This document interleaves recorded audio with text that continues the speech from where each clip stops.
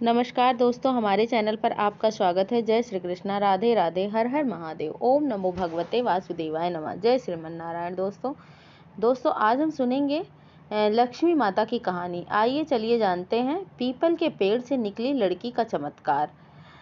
एक बार एक बूढ़ा ब्राह्मण था। वह रोज पीपल सींचने जाया करता था। रोज पीपल सींचने के बाद वह बूढ़ा ब्राह्मण जब वहां से चल देता था तो उस पेड़ से एक कन्या निकलती थी और रोज कहती, पिताजी मैं आपके साथ चलूंगी। वह बूढ़ा ब्राह्मण दिन प्रतिदिन यह सुनकर कमजोर होता जा रहा था। वह समझ नहीं पा रहा था कि आखिर यह कन्या कौन है। उसकी यह हालत देखकर उसकी पत्नी एक दिन पूछने लगी कि क्या बात है, रोज तुम इतने परेशान क्यों रहते हो। तब ब्राह्मण पत्नी को सारी बात बता देता है। उसकी पत्नी यह सुनकर कहती है कि इसमें परेशानी वाली क्या बात है, तुम उसको भी घर लेके आओ। जैसे 6 बेटियां रह रही हैं वैसे वह भी रह लेगी। अगले दिन वह ब्राह्मण उस कन्या को घर लेकर आ गया।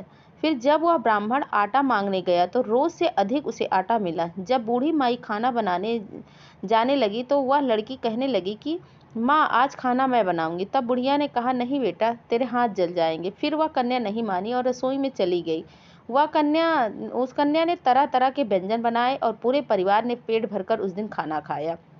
इससे पहले कभी उन बेचारों को भूखा ही सोना पड़ता था। जब रात हुई तो उस बुढ़िया का भाई आ गया और भाई खाना मांगने लगा। तब बुढ़िया परेशान हो गई, अब तो घर में कुछ खाने को नहीं है, खाना कहाँ से आए। तब उस कन्या ने माँ से कहा कि माँ आप परेशान न हो, मामा के लिए खाना मैं बना दूंगी। तब वह कन्या रसोई में गई और अपनी माँ के लिए तरह तरह के व्यंजन बना दिए और मामा खुशी खुशी खाना खा लिया। तब उस कन्या ने कहा, माँ चौका लगा देना, आज मैं कोठरी में सोऊंगी। ऐसा कहकर बेटी कोठरी में माँ ने कहा, तुम बेटी कोठरी में मत सो, नहीं तो तुम डर जाओगी। नहीं माँ, मैं नहीं डरूंगी, मैं कोठरी में सोने चल जा रही हूँ। जब कन्या आधी रात को उठी तो वह जिधर ही नजर घुमाई उधर धन धन ही भर गया। उस ब्राह्मण के घर में धन का भंडार हो गया। जब कन्या उस घर से निकलकर बाहर आई तो उसे एक आदमी मिला और उसने पूछा, बेटी तुम इतनी रात को कहाँ जा रही हो। तो कन्या ने कहा, मैं तो दरिद्रता दूर करने आई थी, तुम्हें भी करवाना हो तो बताओ। जब उस कन्या ने उसके भी घर की तरफ देखा तो धन के भंडार भर गए। सुबह बूढ़ी माँ उठी और उस बेटी को कोठरी में जब देखने गई तो वहां नहीं मिली। तब माँ बाहर निकलकर उस आदमी से पूछने लगी कि तब उस आदमी ने बताया कि वह लड़की कोई और नहीं, साक्षात लक्ष्मी थी, जो तुम्हारे साथ मेरी भी दरिद्रता दूर करके गई है। हे लक्ष्मी माता, जैसे आपने बूढ़े ब्राह्मण पर अपनी कृपा दृष्टि बनाई, वैसे ही इस कहानी को सुनने वाले और कहने वाले पे भी अपनी धन दया दृष्टि बनाए रखना। धन धान सुख समृद्धि से उनके घर को भरपूर रखना। जय माँ लक्ष्मी। आइए चलिए सुनते हैं दूसरी कहानी। प्राचीन समय की बात है। किसी गांव में एक किसान रहता था। उसके 4 बेटे और बहू थे। किसान के पास ही खेत था जिस पर चारों बेटे खेती किया करते थे, परंतु खेत पर इतना अनाज नहीं हो पाता था कि पूरे परिवार का गुजर बसर हो सके। किसान के घर में हमेशा गरीबी और दरिद्रता रहती थी, जिससे पूरा परिवार दुखी रहता था। किसान की बड़ी बहू सुमित्रा काफी घमंड में रहती थी। वह अपने तीनों देवरानियों से घर का सारा काम करवाती थी। इससे सुमित्रा का ही पूरे घर पर कब्जा था। सारे काम उसकी मर्जी से ही होते थे और इसी कारण घर में कई बार झगड़ा भी हो जाता था। घर की सबसे छोटी बहू ही करुणा व काफी समझदार थी, शांत स्वभाव की थी। वह घर का सारा काम किया करती थी, वह किसी को जवाब नहीं देती थी। करुणा सुबह सबसे पहले गांव में बने लक्ष्मी नारायण मंदिर जाती थी। कभी कभी करुणा शाम को भी मंदिर जाती थी। इस पर उसकी जिठानी उससे बहुत चिढ़ती थी। वह तो काम न करने का बहाना ढूंढ रही है, ढूंढ कर मंदिर चली जाती। वह चुपचाप आकर घर का सारा काम कर देती थी। एक दिन वह शाम को मंदिर गई। शाम की आरती होने के बाद जब मंदिर खाली था वहीं बैठ गई। उसका मन बेचैन था। घर में तंगी के कारण सूखी थी। वह सोचते सोचते उसकी आंखों से आंसू बहने लगे। तभी वहां छोटी सी बच्ची आई। उसने करुणा से पूछा कि आप क्यों रो रही हो।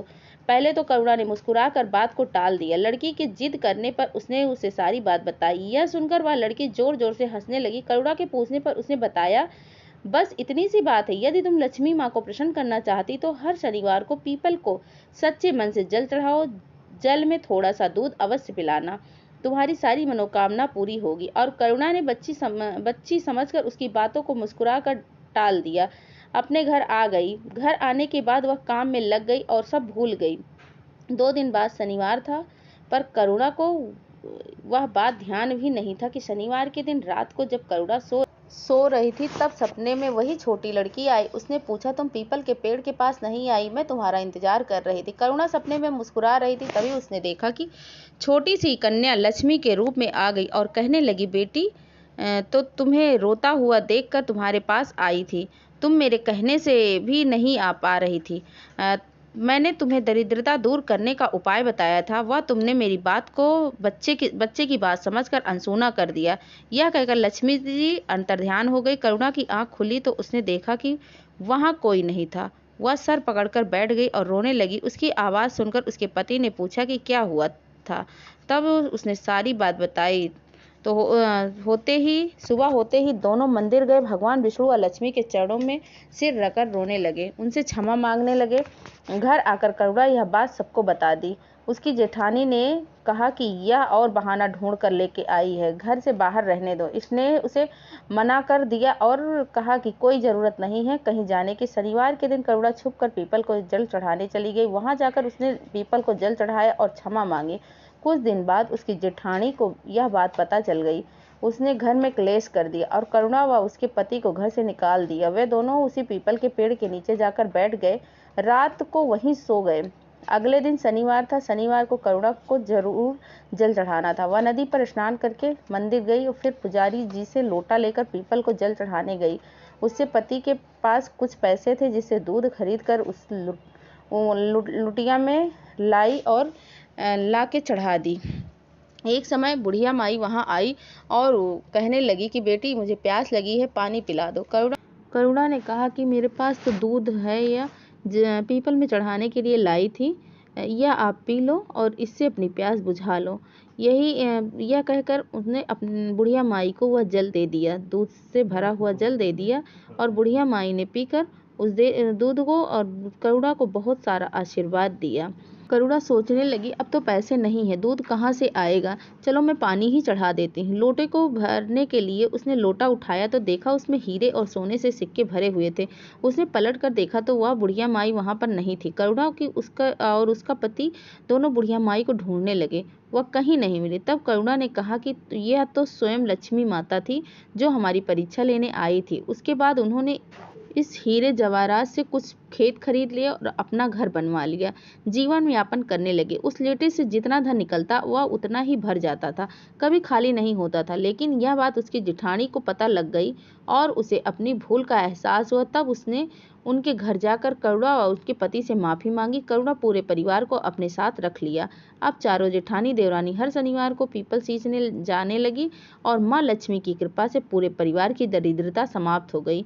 हे माँ लक्ष्मी, जैसे देवरानी जेठानी पर आपने कृपा करी थी वैसे ही अपने सभी भक्तों पर अपनी कृपा दृष्टि बनाए रखना। जय लक्ष्मी माता की।